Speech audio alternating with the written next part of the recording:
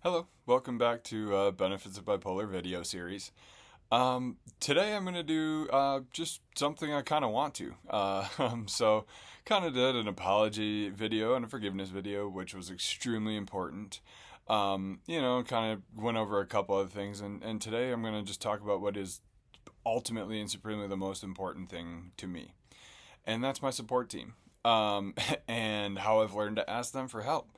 Um, I could not, and cannot overstate, I could not do this without them.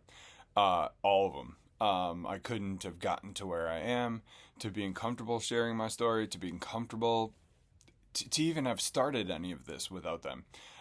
Their support, their push, their continued ideas and suggestions and everything else. And so for me, as always, you have so many ideas going through your head and one or after another, but this is fun for me. I'm gonna have fun with this one. I'm gonna enjoy it, and it's meaningful, and to just get one message across during this video is find anyone.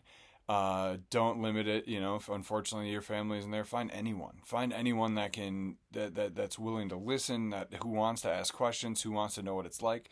Those are the people that you can rely on truly for support.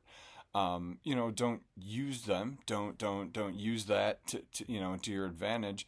But other than to get healthy, and to find people, and what's truly amazing is once you do find some of that stability and some of that consistency, you can pay them back. You can pay them back with your time and that love and uh, just random acts of kindness and helping and gestures and whatever else you can do along the way to pay it forward, pay it back, and that's all you can do. That's all I try and do. So, anyways, let's get into it.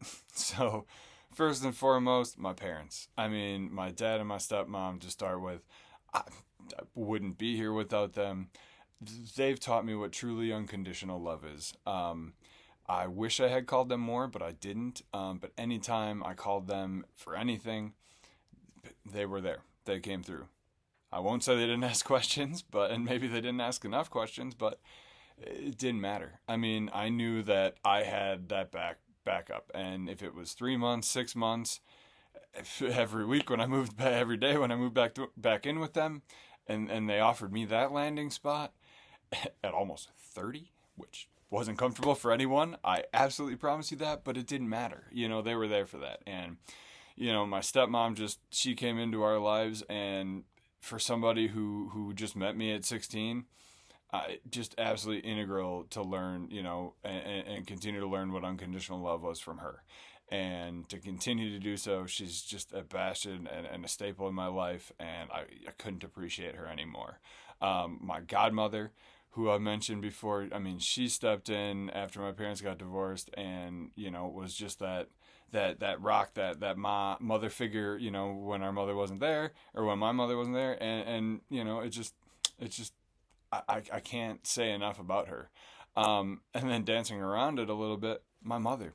We had a really rocky relationship, and I'm not going to put that blame on any one of us, but it wasn't great. It wasn't good. It was bad, frankly, at a lot of times. And what our relationship has turned into now, don't ever give up. It's great. It's amazing what it's turned into now. Sharing with her about my bipolar has brought us so much closer together, and I give her so much credit for opening up and opening up herself and sharing some things that we had never talked about. So truly, truly, truly, between my three parents, and not to leave out her husband, he's been fantastic as well. I mean, he just has come in and shown support, and is just the chillest dude I've ever met, and he's just great. He's continued to round out what's already an amazing family. And so between all of my parents, actual parents, and fill-in parents, and my grandparents before they passed, who we lived with, I can't express enough what it's like to be able to have 5, 6 people who I generally feel like are my parents at any time, and know that they're going to be there to support me. My siblings. I don't know what I can say. I'm going to start just in order of age, so none of them can get offended when it comes to this. But my oldest sister and her husband, man, I mean, similar in some ways with my mother, we just didn't have a not quite as bad, but we just didn't have a relationship for a long time, my sister and I. And, I barely, to say it honestly, I barely knew my brother in law when they got married. Met him a couple of times, loved the guy, but I didn't know much. And it's because I hid. I hid from everybody for so long. And once I started to get a little bit better, as I've mentioned before, my sister kind of held my feet to the fire and held me accountable. And ever since then, she's my best friend. I mean, she's the person I call when I need somebody to be tough on me. But when I need support, when I need a little bit of push, when I have an idea and hey, I need a reasonable person like her to tell me if it's a good idea or a bad idea. And her husband is just the most amazing man. Man, I will just say it. He's just so nice and caring and warm and genuine and freaking hilarious. And we've had some really great conversations that have since I've gone through this, and it's just really cool. It's cool to have them to be able to call, and they've made me a part of their family and of their kids' lives, and that is invaluable, and something I wouldn't have been incapable of. I mean, as she said herself, I wouldn't have had that relationship with them in the past. My younger of the two sisters, she's just an angel. She's a blessing to me and the world. We don't talk all the time, but man, when we do, it's just pure love and of anyone, she has challenged me in a positive way to think about faith in so many different directions and just open my eyes in so many different ways. And even though I definitely have challenged her too much and been too harsh, she's always there. She's always there for it, and I always make the same lame joke maybe, but man, does the world need more people like her. I'll never be that person. I don't care how far I've come, how stable I get. There's just no damn way I'm ever going to make it that far. So she's just great. And she's somebody I know I can call, even though she is light years away from me right now. And she'd always pick up. She'd make a point of it to call me back in the middle of the damn night if she had to. So I just appreciate her. My youngest brother, man, there's nothing I can say. We all make the same joke. Kid's been damn perfect since he entered the world.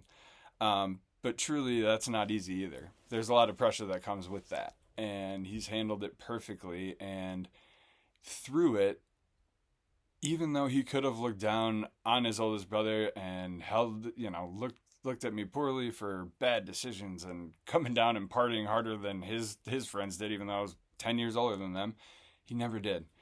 He never did. And he was just always full of support and love and just always saw the best in me and focused on those things. And there's no way I could ever thank him enough for that. And importantly, again, when it comes to people entering your family, I've just been so lucky because his wife is exactly the same way, really, that I described my sister's husband. Now, I will say this, and she's much meaner. She is much meaner, but she means it in the best way, and I only kid. We've gone back and forth ever since I met her, but in the exact same breath, it's because she treated me like family ever since I met her.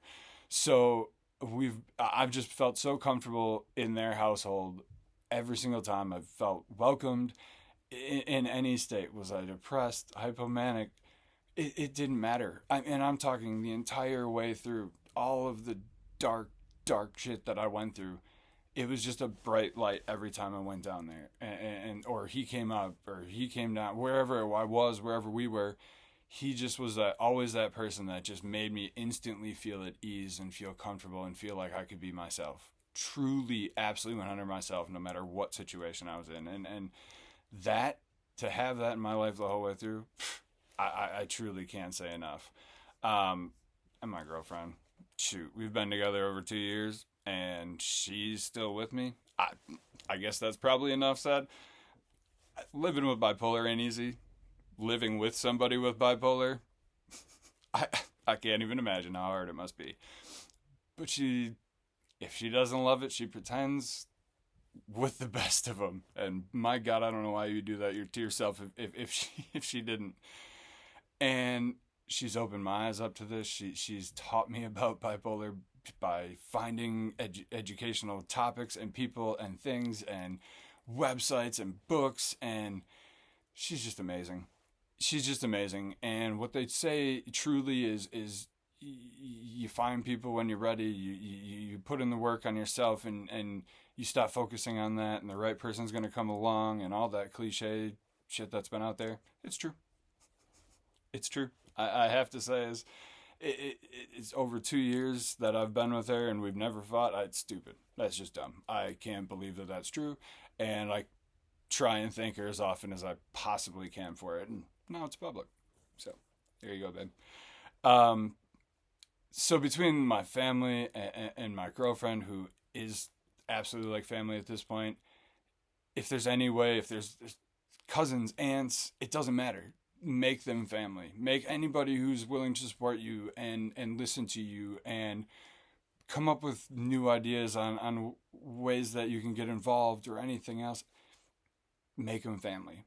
Get as close to them as possible, and ask for help. I mean, and ask them. Be willing to ask them for help. Be willing to accept their help, and help them when you can. When you're feeling good, try and return the favor, because that's one of the greatest feelings in the world, is being able to do that. And these are the things that are going to help you and help me continue to find that stability and everything else that I've come to in my life.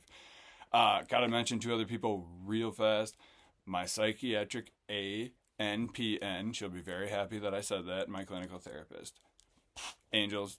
I mean, my psychiatric ANPN came into my life exactly when I needed her to. She prescribes me my medication. She described what I had. She listened. She didn't assume anything, and she just gave me all the time that I needed to talk and explain, but reroutes me when I need to stay focused and on what is needed. I mean, she's been there since the beginning, so she's seen my progression, so she can point out if there's some kind of mood, something that I'm going under, or anything else that happens. That's what she's there for. She's just there to help. And man, the support that she's given me along the way, and now that I am doing better, it's just, you can't, I can't overstate it.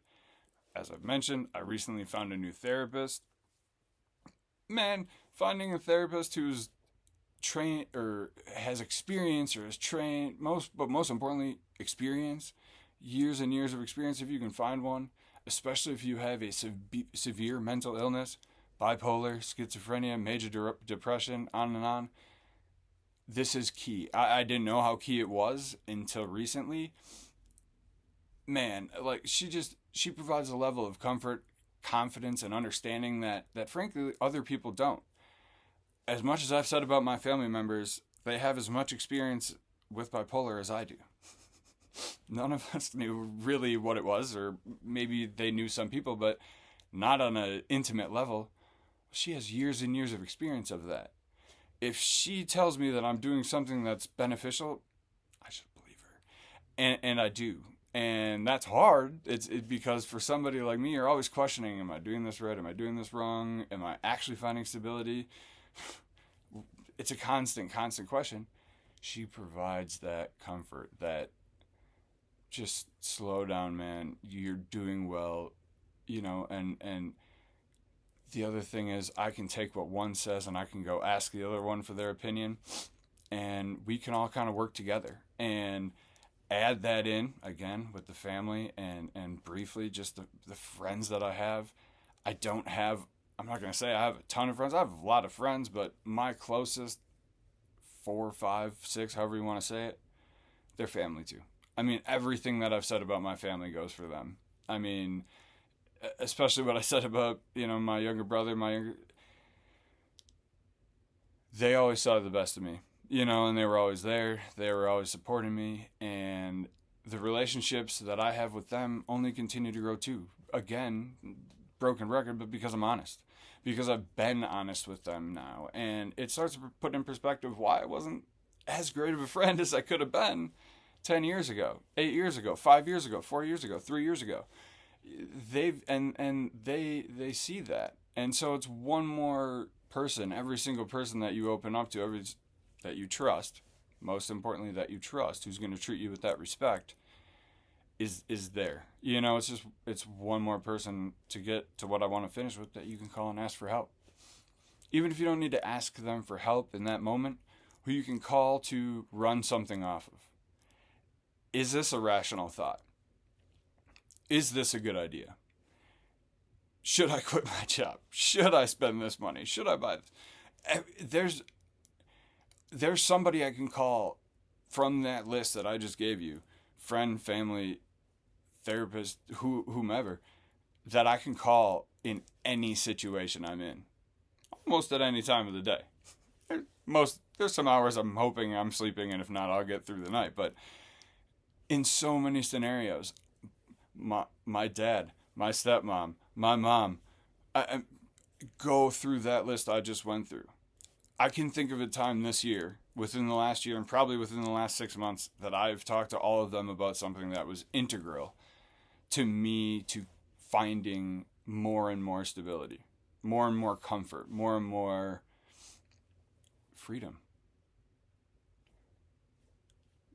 Just that slowdown of those thoughts and the slowdown of those worries, because you know somebody's there. You know somebody can help you through it if you get stuck. So, hey, if nobody watches this but those people that I just listed off, this was fun. It was worth it. Ask for help. It doesn't make you weak. It doesn't make you disabled. It doesn't make you any less than, because those are all things we're trained to think. Those are all things that we grow up thinking, that if we can't make it through on our own, we're not strong enough. If we can't do it all on our own, we're not strong enough, especially as men.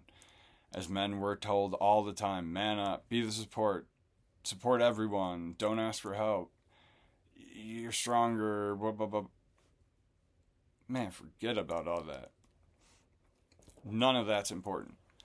What's important is getting through the day, getting through the week, getting through your life, and finding people you love, who love you, and spending as much time with them as you can.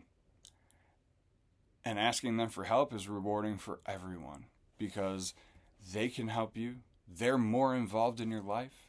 They're going to understand more. And they're going to know when you're doing better that they can trust you and they can ask you for help. And then that truly becomes that you're part of that family again. You're part of that friend group, that friendship, society, community. You're part of all of it again. For 15 years of my life, I was not a part of that. Pretty much any of it. And now I feel cemented, truly cemented in all of these relationships. And that, forget about it. That feeling is just, I don't know, priceless. I could talk about it forever, but I'll stop here. Thank you so much.